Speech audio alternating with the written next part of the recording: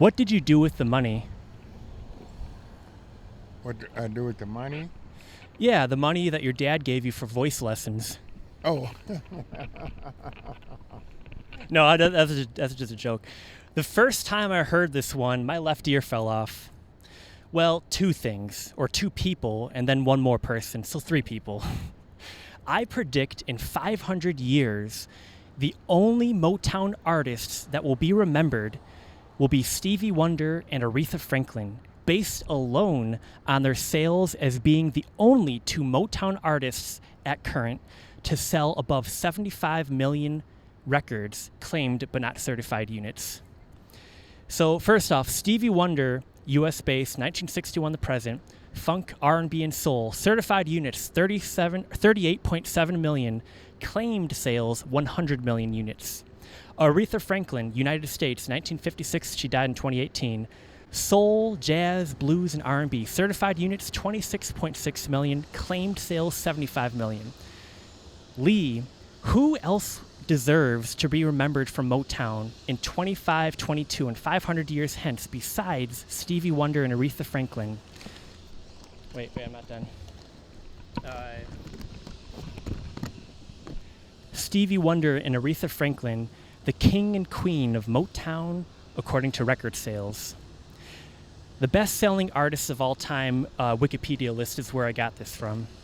And then finally, a third person, so I mentioned three. So Stevie Wonder, Aretha Franklin, and Miles Davis. Miles Davis was number 27 on Rolling Stone's 100 Greatest Artists of All Time list in 2005 when they first released it. But then, Miles Davis was completely removed from the second edition of the list in 2011. They thought that he wasn't one of the 100 greatest artists of all time. Lee, I am certain that you think that Miles Davis should be remembered in 2522 in half a millennia hence.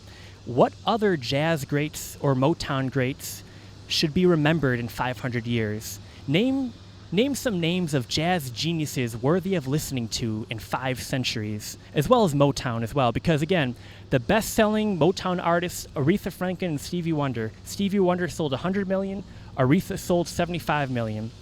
And then Miles Davis, I don't know how many millions of records he sold, but Rolling Stone took him off their 100 greatest artists of all time. He went from number 27 to not even in the top 100. So what do you think about all that? well, first of all, I want to say this. You said that Aretha Franklin, she wasn't with Motown. She's a Detroiter, but she wasn't with Motown, so you have her compared on the list. But as far as sales, I'm blow my mind to know they sold that many. I never thought about the facts, how many they sold initially. However, I believe that Miles Davis will sell forever, live forever. John Coltrane, the jazz musician, they're still going to live on and on and on. I don't know when they stop selling. What do you think about the fact that Rolling Stone magazine, they put Miles Davis, the number 27 of the 100 greatest artists of all time in 2005. Then a few years ago in 2011, they took him off the list entirely. Well, that's the opinion, but it's still, Miles Davis is going to sell forever. And he's going to get stronger because when you listen to jazz, you still go back and listen to Miles Davis, something that he's done, that he created. They always be there. But you see, there are more people.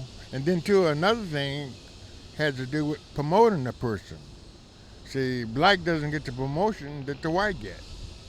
And then, like Michael Jackson, he was black, but when his record came out before he hit the shot, we know it was number one before because the promotion behind it. Not only Michael Jackson, but a lot of people that way.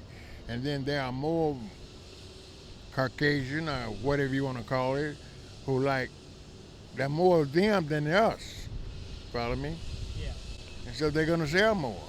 And it's always that way. Like two people that you name that J and D or somebody you said a while ago, and I remember the name, but I don't remember the song because he didn't sell in my store. Wayne Kramer from the MC5, yeah. Well, Wayne Kramer from MC5, that music wasn't selling that big anyway. At the time, what music they sold was just about the friends at that time.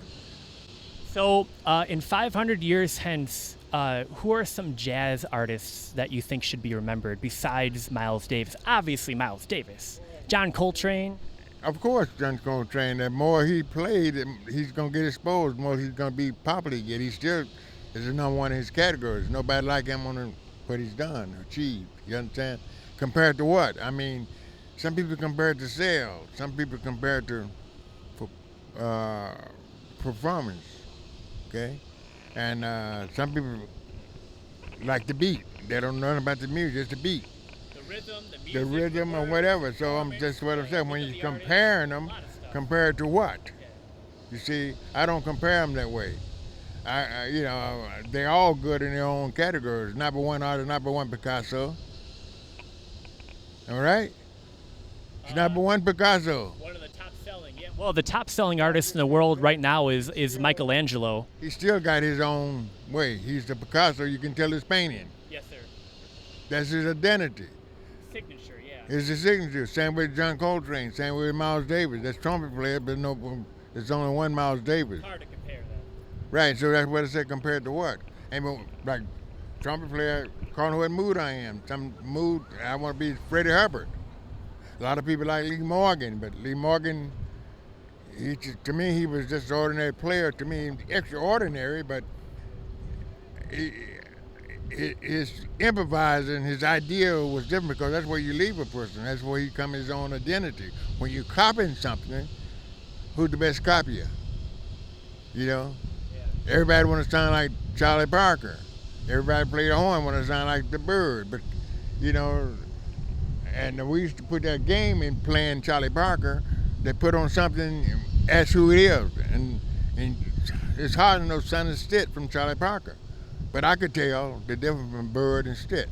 Some people can't tell. A lot of people can't tell the difference. See? You're a connoisseur. Yeah.